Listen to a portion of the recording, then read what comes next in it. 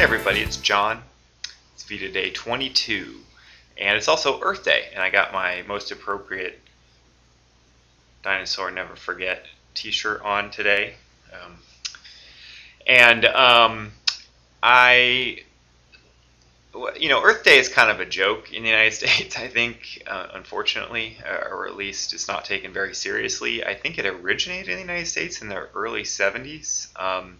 I saw a documentary on it recently. It was very interesting because the entire environmental movement really maybe was at its height in the early 70s as a protest movement against kind of the, just largely, again, just big business, and generally speaking, or just business in general, just kind of laying waste to land with no idea of conservation, no idea or no consideration for ecosystems or threatened species or anything like that.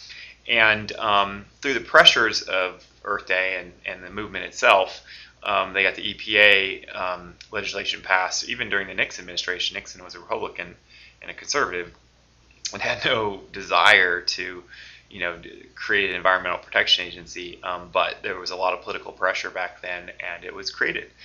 And it's kind of sad that I think the environmental movement in the United States has largely, it hasn't gone away, but I think it's largely been undermined and not taken very seriously. Now, of course, there's the, global warming, climate change, debate, and people, do accept it, but it's become a very partisan issue in the United States where, especially lately, Republicans have largely abandoned, and I think less than 50% now support the idea that global warming is man-made and a threat.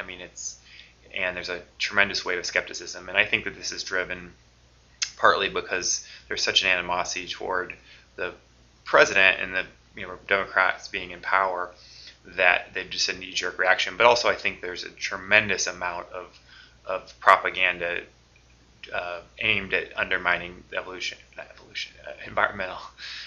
too. But there's the environmental movement and the global warming, because there's so much money being made off of the status quo, and there's the people offering alternative solution or wanting to produce alternatives, which has their own brand of propaganda. Don't get me wrong.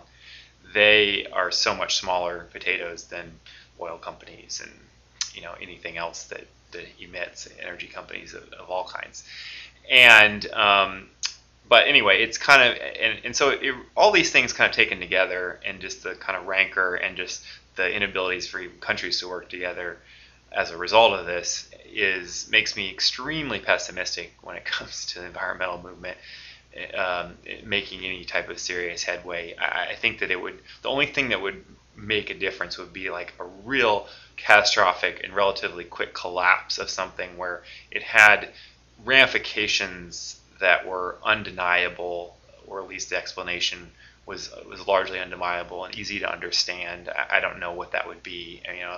Major ice shelf collapsing, creating a tsunami, or something. Something like major ecosystems within a few years dying, not fishing taking a huge hit, something like that, or massive drought across bread baskets of America or the world, which kind of happened last year in Russia apparently.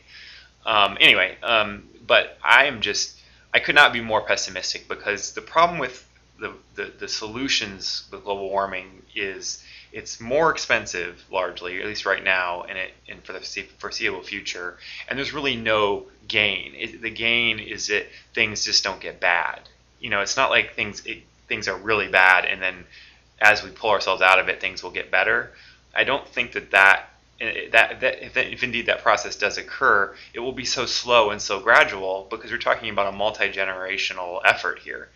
And I don't think that human beings work that way in terms of making that connection and just putting forth a tremendous sacrifice. I just don't think that that's ever going to happen.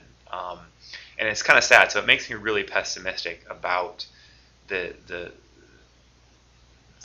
environment in the sense that we are going to see, I think, especially before the end of my lifetime, major changes to the environment and the ecosystems mass extinctions, and just tremendous, probably tremendous weather changes as well in terms of temperature and obviously the global warming, with the ice and polar caps and other aspects of the temperature and the ways that affects the current kind of status quo of the climate, which is a very complicated subject, and I don't think that anyone can claim to know exactly what's going to happen, but I think that there will be more changes than people realize, but they'll happen over the course of decades, and that is in itself is a bad thing because people kind of like accept all these successive failings as long as they're happening slowly over time, and then people will kind of don't realize that 50 years ago we did these things and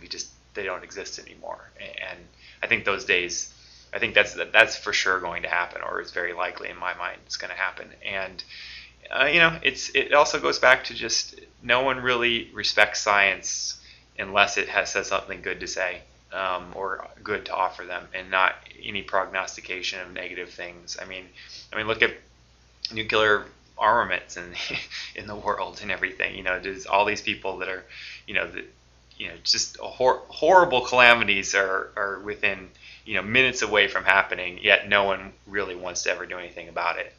And it's a similar type thing. These things are predicted, and maybe one day will happen, and yet no one really seems to worry about it all that much. And it's just, I'm afraid a lot of it's human nature. I just don't think that we fear things properly that haven't directly happened to us, or that people we know, or through video or TV, and make the connection. Oh, that could happen to us. I just don't think that will ever happen. So anyway, I don't know. Are you more optimistic than I am? I mean, I kind of can't be more pessimistic ultimately, I think, because I just don't think no one will, and just people don't care.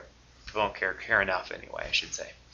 And this is, Republican, Democrat, and I think also other parts of the world, China, to a lesser degree, Europe, and obviously developing countries. They have way bigger fish to fry in terms of immediate problems as well. So, all right, I've kind of been rambling a lot with these vlogs. I apologize. Anyway, what do you think?